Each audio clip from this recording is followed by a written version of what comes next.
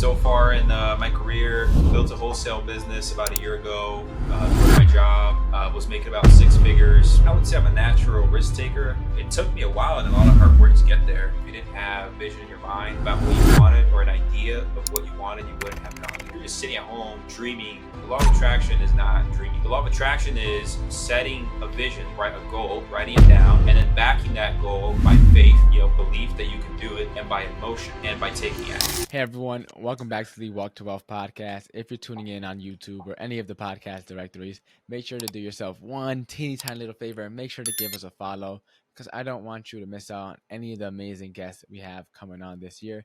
So without further ado, let's get right into this one. Andre, for anyone who hasn't had the opportunity yet to get to know you, to get to meet you, man, tell us your elevator pitch. Who are you and what do you do?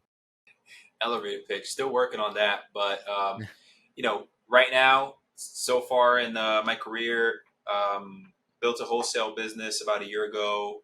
Quit my job, was making about six figures, was there for 4 years. I have the law of attraction to thank for being in that corporation in the first place, and then again the law of attraction for having the opportunity to build this wholesale business that I'm doing now and growing that to a corporation of itself. Yeah, amazing, brother. And take us back in a time machine, man. Tell us about your story. What was it like growing up? What was your childhood like? What was the topic of money like growing up? Like, just take us back. Yeah, so growing up, I'm an immigrant from Brazil, and growing up, my family didn't have a lot of money, and the topic of money was always you need more of it, and but no one knew how to get it. It was always like, hey, let's, we need to get rich, but it was always like a dream kind of thing. It was never like hey, this is what I want. Let's work backwards. Let's create a plan. How do we get it? It was always like this fantasy of, one day I'll have money type of thing. But there was no concrete plan behind it. Yeah. It was, growing up, I grew up in Mount Vernon for most of my childhood, moved to New Rochelle, New York. So that's Westchester County. I grew up around a lot of wealthy people. A lot of people that grew up there, they say that that's not, especially like Mount Vernon or New Rochelle, but compared to other places in the United States, it's a very wealthy area, anywhere in Westchester County. So you see a lot of affluent people there, even though maybe you're not living in that specific community. So grew up seeing a lot of wealth around me and seeing a lot of things, but couldn't really touch it myself, if that makes sense. Yeah, no, 100%. So let me ask you, said you immigrated from Brazil, right? What was it? Yes, sir. What was that like, man? Did you move when you were at an age that you're too young to remember? Or did you grow up a little bit for a while and then move to the States? I moved to the States when I was 8 years old. So I do remember, I remember going to school, second grade, not knowing the language, sitting in the back of the classroom, like, the teachers would, the kids that didn't know English, I mean, I say kids, but it was like me and maybe one other person, didn't know English. And she would put us in the back of the classroom with these little silly machines. Like you press a button, like with the picture of the cow, and then they'll say, cow goes moo, whatever. Anyways, I used to hate it because I wanted to join the class and like participate in the homework and participate in the work, I hated being the outcast in the back of the classroom, just sitting there like with these little stupid toys. And I did that for a year. And then, I learned English. Kids at that age, they learn very quickly. So I picked up on the language very quickly, assimilated very quickly. By the third grade, I was rocking and rolling in the classrooms and watching a lot of TV, which helped a lot with learning the language. So I assimilated pretty quickly. Yeah, and so you said you were an outcast, man. So take us a little bit later on throughout your journey, right? You went to high school. What was it like after high school? You mentioned that, although you were near the affluent people, although you seen the wealth, you weren't able to touch it yourself. You weren't Yeah. able to get some for yourself at that point, man. So what was it like during high school, man? Where did your journey go from there? Yeah, I mean, I would say even in high school, being a little bit of an outcast. After high school, always kind of like I never really saw myself fitting into like the traditional norms of like what everyone else was doing. When I was after high school, a lot of my friends were going off to college, universities and stuff, and I opted to go into the community college route.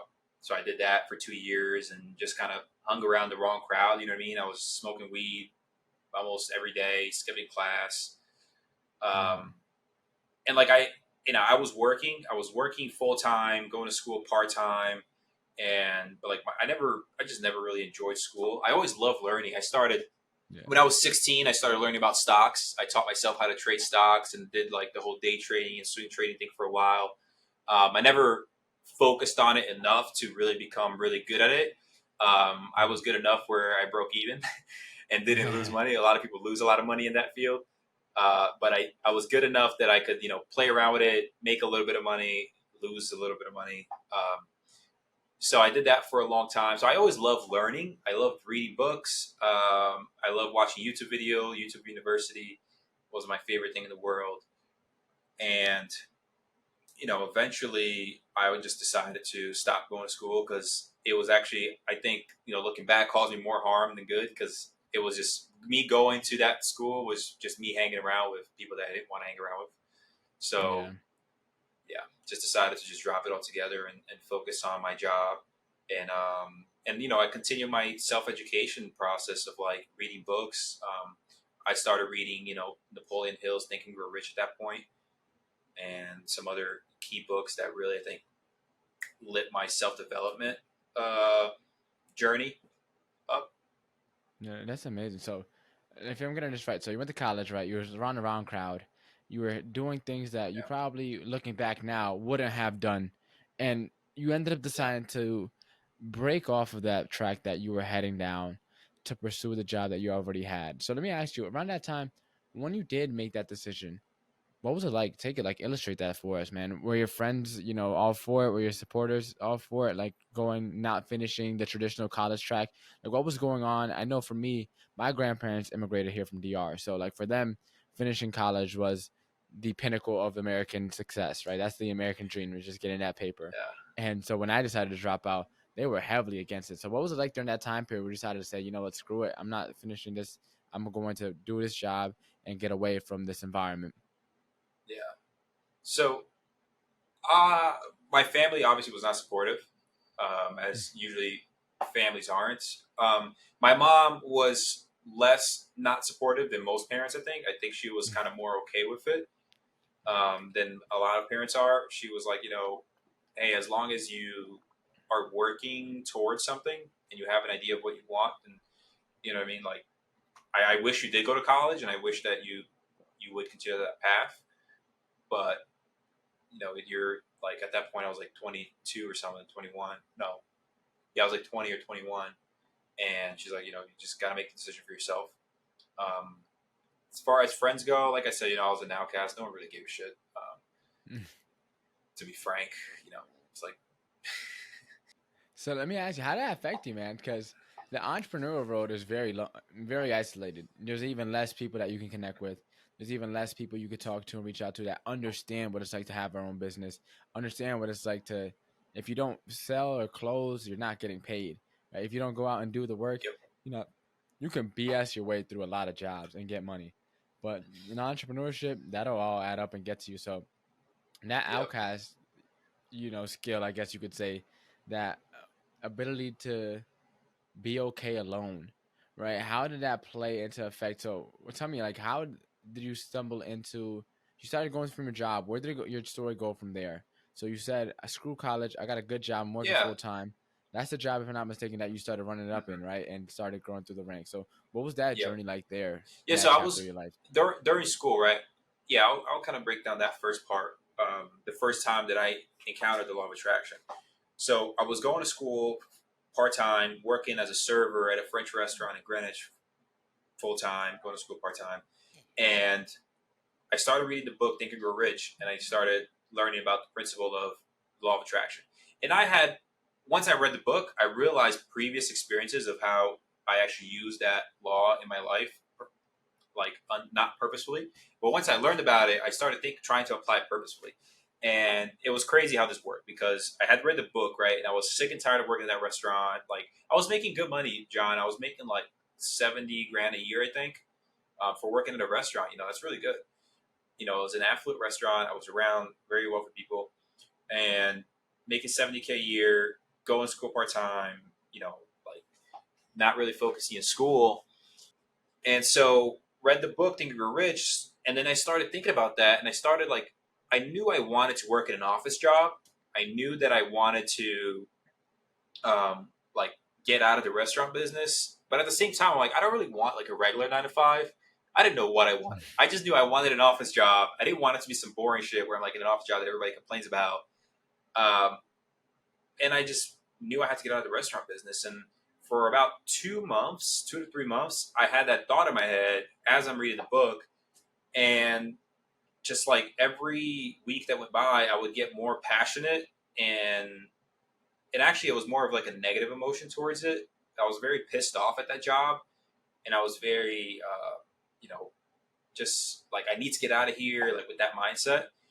And about 2 months after reading the book and like purposely thinking about this stuff and like thinking about the law of attraction, I show up early to set up I knew it was going to be a busy day, so I showed up early to set up our stations at the restaurant. And this lady calls me over and she's like, "Hey, this busboy, is I asked him for bread 3 times, they didn't give it to me." And I'm like, "Oh, don't worry about it. I will get you the bread." So go to the back, get her some warm bread. The busboy was like about to bring it, and I was like, "No, let me bring it. She's already mad at you." So, so I brought it to her. She's like, "Oh, you're such a good boy.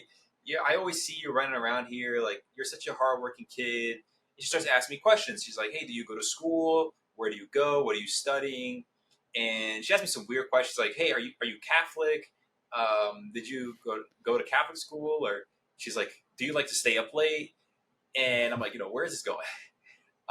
And she asked me, she's like, "Well, hey, my husband," which at the time, he was a founder and CEO of the company. He was just sitting there next to her, Yeah. just eating his breakfast, like minding his own business, just like tunnel vision. And she's talking to me. She's like, "Well, my husband here, he owns this company called the National Kidney Registry. We facilitate kidney transplants around the country. And right now, our operations manager, he's actually like super overwhelmed because he's working all day. He goes home and he has to like monitor the commercial flights that we ship these organs in. And he needs some help, like staying up late to watch the kidneys." And I'm like, "Well, never heard of that before, but I will do anything to get out of this job." So I'm like, absolutely, like I'm down. Like, I don't care how much it pays. Like, get me an interview. And she's like, so anyways, I talked to the CEO right next to her husband, and we scheduled an interview. I wore like my suit from like prom that I had, like it was just super tight on me. And Yeah. we have an interview. He likes me, have another interview. The second interview, he's like, "Look, you have no college education. You have no experience in anything besides, being a waiter. You're like 18 years old or 19 years old. And um, but we like you, so we'll start you off. We'll give you a 6 month probation period, and we'll do like $40,000 a year." I was like, "Damn, $40,000 a year? I'm making like 70 at the restaurant." And he actually didn't believe me. He didn't believe I was making 70K at the restaurant. Later on, he didn't tell me that then, but later on in my career working the company, I asked him about it, like that conversation, and he's like, "I didn't believe you." Like, and I was like, "Well, I mean, I have the pay stubs." Um, Yeah, because anyway, all the money from the so cash tips, right? no, not necessarily, bro. It was a lot of 70 grand gross. So I used to make, after taxes, I don't know what that ended up being, but most of it was actually the credit cards. Like it wasn't Really? like Okay. cash tips. Yeah. So where was I getting? So he hires me on a probationary period. I told him like, because I was helping my mom with bills at home at the time. I would help with the rent and with some small bills here and there, and like so that was enough, but it wasn't enough for me to still save money. But I was like, "Hey, look, this is great. I don't care if I'm going to make a lot less money. I don't like need it right now. I could still help my mom with the bills and like do, maybe I can't go out as much or whatever, but I could still do what I need to do." And what this is just a slingshot. Like I got to be pulled back a little bit so I can slingshot forward. I knew that this was the opportunity for me to get out of the restaurant, and it was perfect. I started working there. I was working next to high level executives for a company that I believe now, don't quote me, but I think they're worth probably around 50 million now. Um, but I started up with them right when they were like in the cusp of really taking off. They had Yeah. just like they were working with a ton of different hospitals. They were really a startup. They were about 10 years old when I started working with them. But then once I joined, I'm not taking credit for the rocket ship effect there. I'm just saying it was just a coincidence that when I joined, they started growing very rapidly, Yeah. and it was a great experience to have. And I was there for 4 years, and it was I was very it was a very sad moment, and it was a very tough decision for me to make when I left. I'll say that. Yeah. But And that was the what did you first time where I purposefully implemented the law of attraction into my life, where like I'm like put the thing that I want, write it down, what I want, and then I back it by faith and emotion, which Napoleon Hill talks about in the book. And even though the emotion that I had that was backing this vision wasn't necessarily a positive one, but it doesn't have to be a positive one. It just has to be an emotion that's strong enough to towards that goal, that vision, yeah, and then and so having you faith made that this it can happen. yeah, so you made the decision. You ended up going to start your own business, man. What was that like? What was that journey like at that point? So you left your job, right? You're getting good money, right? Six figures, not especially someone who wasn't even born here. You came from the U.S. and didn't go to traditional track, and yet not too long after what most people would be coming out of college at that age around that time. Not too long after, you're Yeah, already making six figures a year at a solid job, working your way up the ranks with experience under your belt. And you decided to take an even more untraditional track, man, and go yeah, into entrepreneurship, get into real estate, man. So take us to where you are now, man. What do you got going yeah. on? Where's everything going? Well, I would say I'm a natural risk taker. I think, and you know, and just to clear this up, I wasn't necessarily making six. It took me 4 years. On my fourth year is when I got to. They gave me a raise that was, I think I was making $120,000 a year, Yeah, or on track to make $100,000 a year. My fourth year there, so it took me a while and a lot of hard work to get there. And but I was working with Brandon Godoris, and I was working with him, and I kept having like I think I was kind of an entrepreneur at heart because I always had these business ideas. I just would yeah, never that I would try to do on the side, like as a side hustle, but I could never focus on it enough.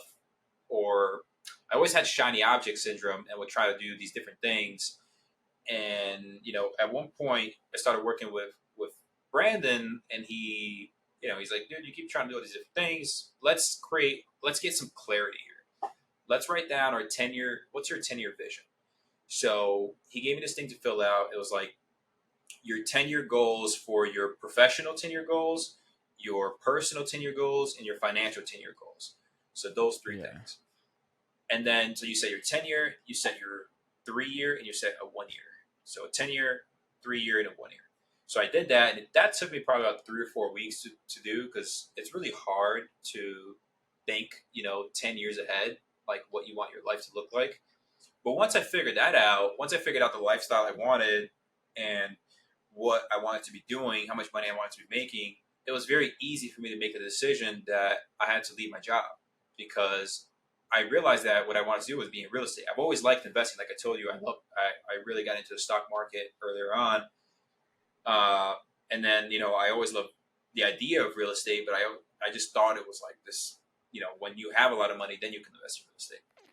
So with having clarity, started networking. Brand introduced me to you, to a bunch of other people, and through networking, I found out about Pace Morby and like wholesaling and what that looks like, what that business model is, and I figured, hey, this wholesaling thing is really interesting because I can generate active income for myself right now while I learn the entire industry and how it works and every single moving part, and at the same time I can start investing in properties, right? Because I'm going to be making a lot more money, based on the vision.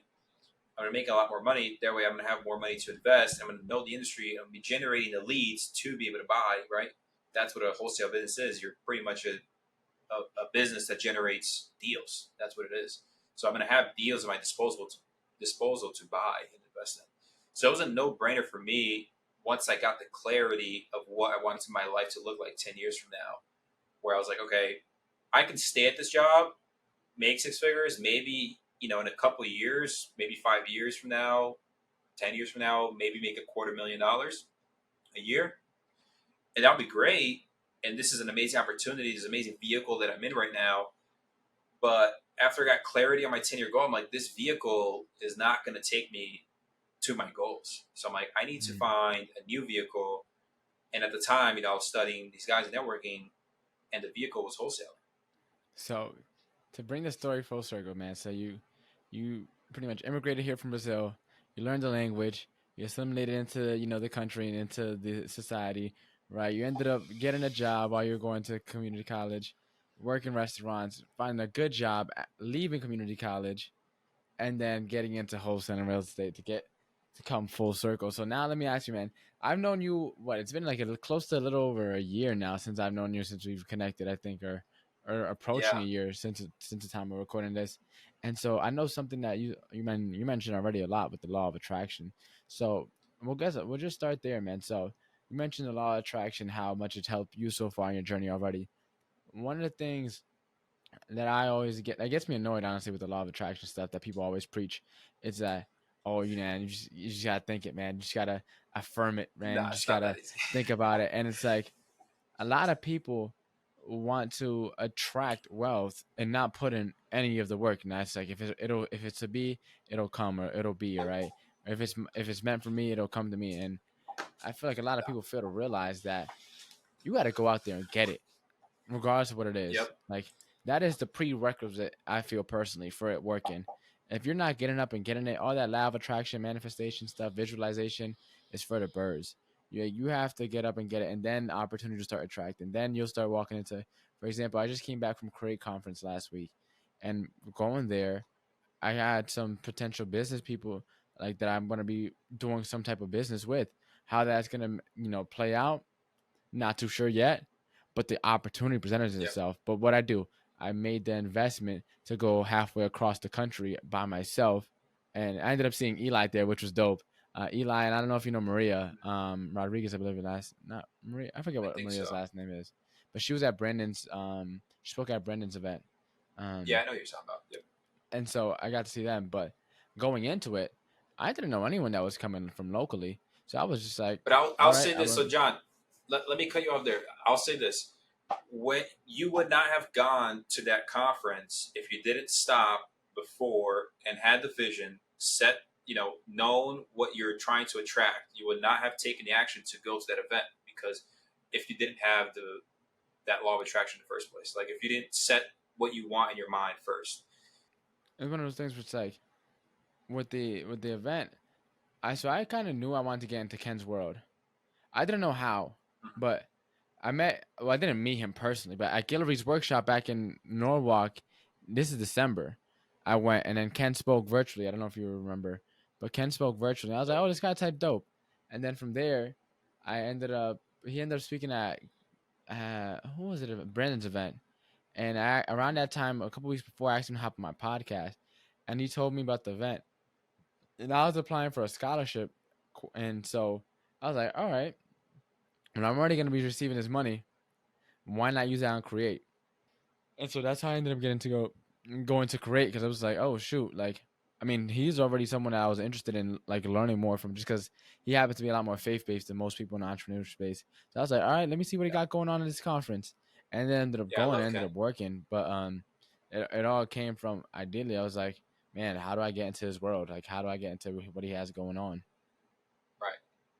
So talk about your first point. I still think you went to that event because of the law of attraction. Because if you didn't have the vision in your mind about what you wanted or an idea of what you wanted, you wouldn't have gone there. So that's point one that I would like to make. And point two, you said there is no action. Like if you don't have obviously if you don't have if you're just sitting at home dreaming, that's not the law of attraction. The law of attraction is not dreaming. The law of attraction is setting a vision, right, a goal, writing it down, and then backing that goal by faith, belief that you can do it, and by emotion, and by taking action, right? Because if you're just sitting at home and you're just sitting there angry and you have this vision in your head, like it's not going to help you at all. But Mm-hmm. if once you start actually doing things and creating some momentum, then it's gonna eventually be attracted to you. I really believe in energy. and the energy that you put out there, you're going to attract. Just like when you have a positive energy, you're going to start attracting more positive people into your life. Negative people, they're just not going to want to hang around you, and positive people are, and you're just going to naturally let those people go. So to the same point, you know, I talk about three laws that I think coexist when you're trying to get out of poverty, and these are the most important, in my opinion, which is the law of attraction, the law of proximity, and the law of initiative. So these Mm-hmm. three things. And when you break it down, it's all, law of attraction, set a goal for yourself. What do you want? Have clarity on that, right? Law of initiative is take the initiative, like get started, like do something. Mm-hmm. And the third one is proximity, is get in the right rooms, get in proximity with people that have what you want, or people that know people that have what they want. Um, just getting out of these environments where there's nothing there for you. Like if you live in the ghetto and there's just people selling drugs and gang banging, and you're sitting here trying to make $1 million, you're going to be attracted to the people making $1 million that are selling drugs. You're going to Yeah. follow those footsteps. Where if you're hanging out in a better environment of where people are making $1 million in real estate, you're going to start learning from them. And so you got to put yourself in the right environments. And sometimes, you have to move out of where you live. Like if you live in the ghetto, you just got to pack your shit and move. Even if you got to, I don't know, live in the streets for a little bit or something. I know some people's situations are tough, and you can't just pick up your stuff and move. But like, sometimes you have to do stuff like that. Like you have to do some crazy shit.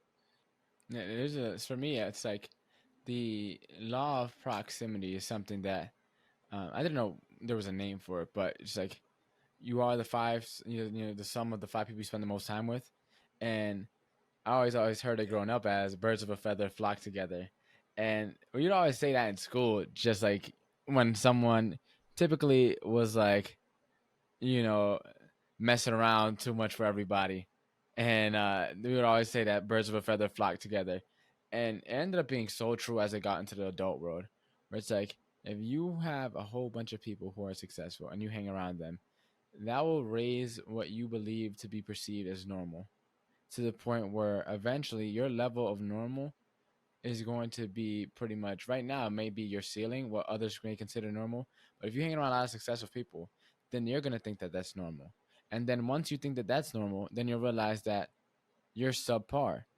And then when you realize that you're subpar, then it's like, all right, well, I gotta a leave this friend group because they're too successful for me, and put your tail between your legs and go walk away.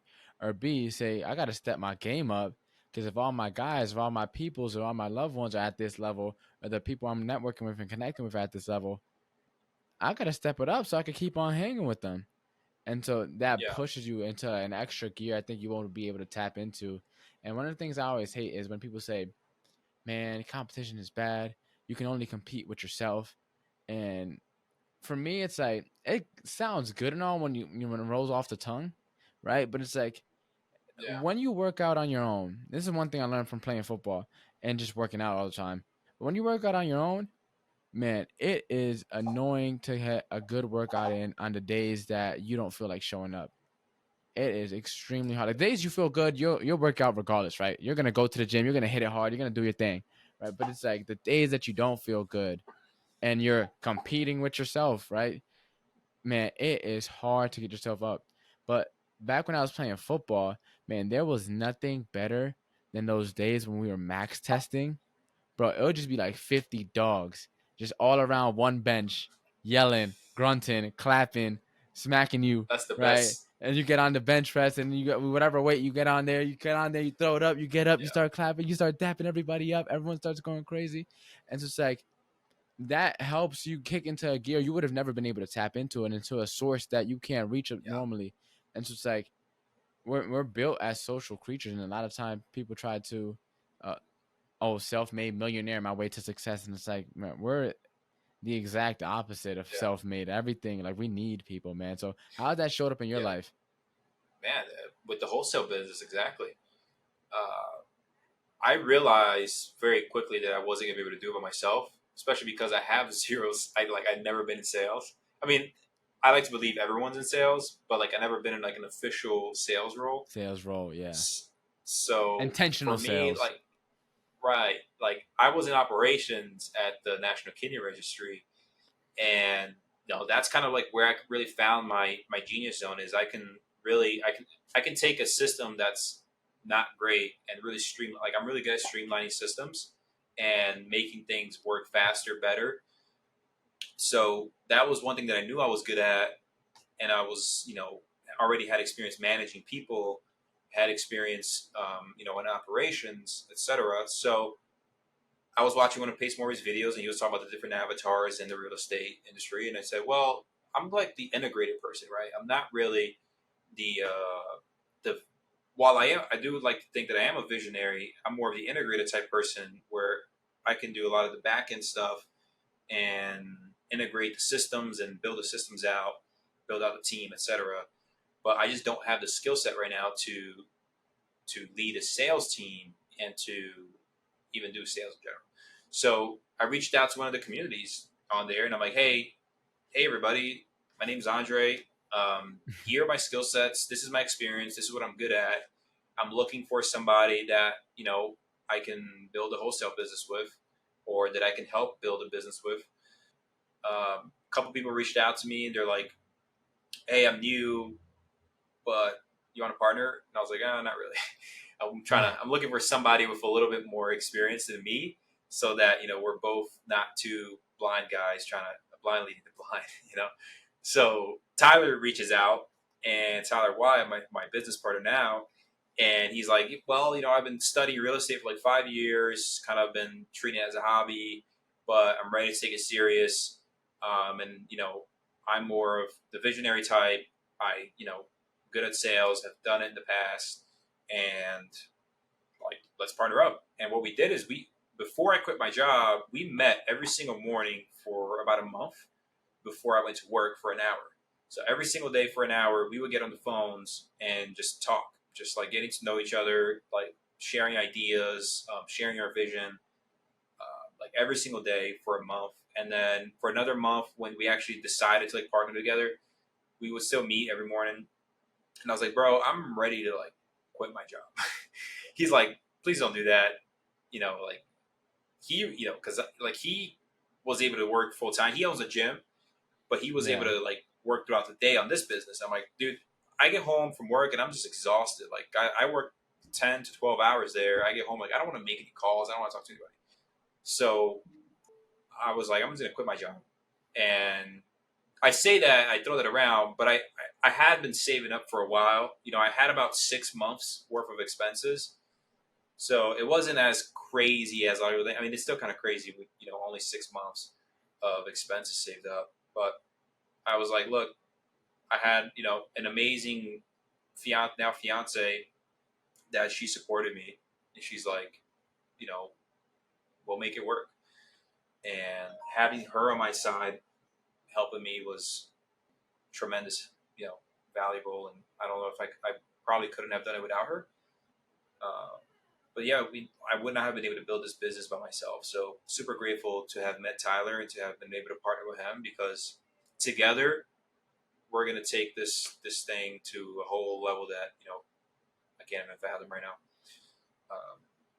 Yeah, definitely, man. It's one of those things where you never know who you'll meet, but when you know, kind of, and it seemed like you stumbled across the right person that you needed to get your business going. And man, it's one of those situations where it's so many people have so many different opinions, whether it's like start on your own or partner up. But it's like if you could find someone that complements where you lack, Yeah, it doesn't have to be a partnership, but find some way to collaborate, right? Some way to work together, some way to help each other grow. Because it's like you can only do but so much on your own, especially if your focus is elsewhere. For example, you had that job, right? So it's like you had all yeah, these other things that you were doing for that job, and it was messing up your bandwidth because you can only do but so much and have so much on your plate at the same time. Let me ask you, because you mentioned your fiance, right? If I'm not mistaken, you're 25, right? 24? yeah. I'm turning 26 in about a month. 20. So she's getting old.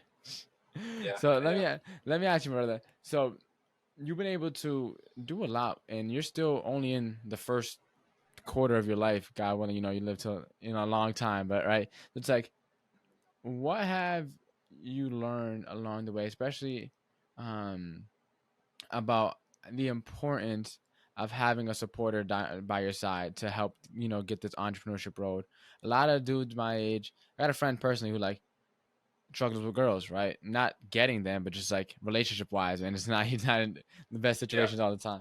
And it's like relationship is something that could be something that boosts you into the stratosphere, or it could be something that really, really, stunt your growth, especially at this age, man. When you're yeah. young, you could take more risk, you can move a lot more freely, but if you don't have that right partner, so what has that been like in terms of your journey? Like how much of an impact has that been to you and your success that you've been able to achieve so far? Yeah, at first I thought that it would be holding me back. Like, like Hmm. I said, not having as much freedom or whatever it might be. I thought it would be kind of more of a shackle, holding you back rather than setting you free. But I, and this, I didn't decide to get married because of this, but Bill Gates talks about it, Elon Musk talks about it, even though Elon Musk has a new girl, I feel like every couple of years or something now at this point. But they talk about having the right person by your side that's going to support you and keep you focused. And I really do believe that. You know, Julia, she's always believed in me that I can do anything I set my mind to, and just having her support, like emotionally, and um, yeah, I guess the biggest thing is really the emotional support there, because when you're going into entrepreneurs, there's a lot of ups and downs, and it really Yeah. does. I would actually say it keeps you more focused than if you were single. Like I actually have one friend that I'm thinking of. He's single, but he's super focused, dude. Like he has a wholesale business as well, and up here in the Northeast, but he's super focused. Like he never goes out, drinking, doesn't chase girls. He's super focused on the business. He's about my age, I think I think he's like 24, but he's super focused, dude.